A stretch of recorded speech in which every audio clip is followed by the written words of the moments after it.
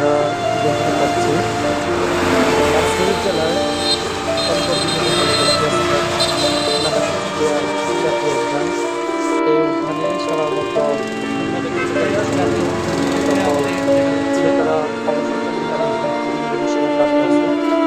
এটা হচ্ছে যে আমরা যেটা দেখা যাচ্ছে প্রথমে, এটা হচ্ছে যে আমাদের আমরা দেখতে জাতীয় পাচ্ছি উদ্যানের আমাদের এক স্টুডেন্ট ব্যাগের মধ্যে আমরা অনেক পাই। এটি হচ্ছে যে আমাদের বনের মধ্যে দিয়ে জাতীয় উদ্যানে আমাদের একটা বড় লেক রয়েছে।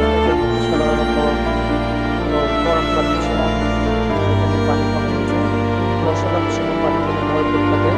এখান থেকে লেকের দৃশ্য খুবই সুন্দর। আমরা দেখতে পাচ্ছি অনেক অনেক পর্যটক বিকালের সময় লেকের দৃশ্য করতে আসছে।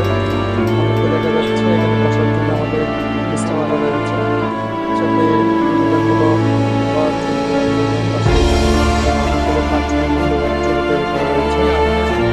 আমরা সব চট্টগ্রামে গিয়েছিলাম, ওখানে তাদের ছবি তুললাম এবং পিছনের দিকে লেকের দৃশ্য এবং গাছ গাছগুলো খুবই সুন্দর লাগছে। লেকের পাশে আমরা দেখতে পাচ্ছি লেকের সবুজ গাছ-গাছালি পর্যটকদের দেখা যায়। দূর দূরান্ত থেকে সাধারণত এবং শীতকালীন সময় পর্যটকেরা এখানে এসে থাকে।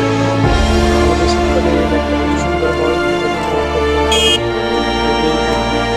সস্তার ভালো করে নেওয়া হয়ে থাকে।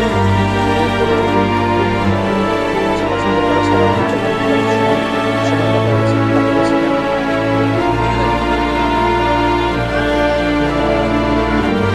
দেখতে পাচ্ছি। আমাদের এই লেকটা খুব ভালো লেগেছে।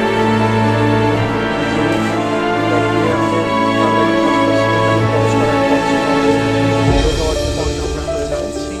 এখানে আমরা মামা ভাগিনা দুজন এটা আমাদের লেকের অন্য রাস্তা।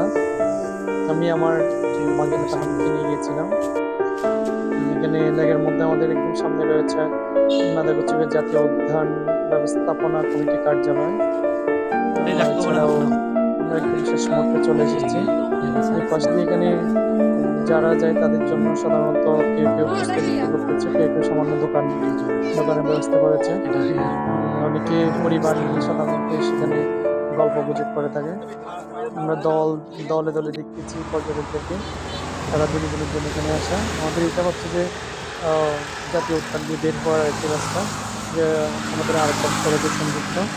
আপনারা আসতে পারেন, এই লেকের মধ্যে সুন্দর দৃশ্য উপভোগ করতে পারেন এবং নিজের সকল প্রশান্তি দূর করে শান্তিপূর্ণভাবে জীবন পরিচালনা করতে পারেন। আমাদের এসে খুব ভালো লাগলো। আমাদের আরেকজন সড়ক এখন দৃশ্য খুব সুন্দর দেখাচ্ছে, গাড়ি আসছে এবং যাচ্ছে।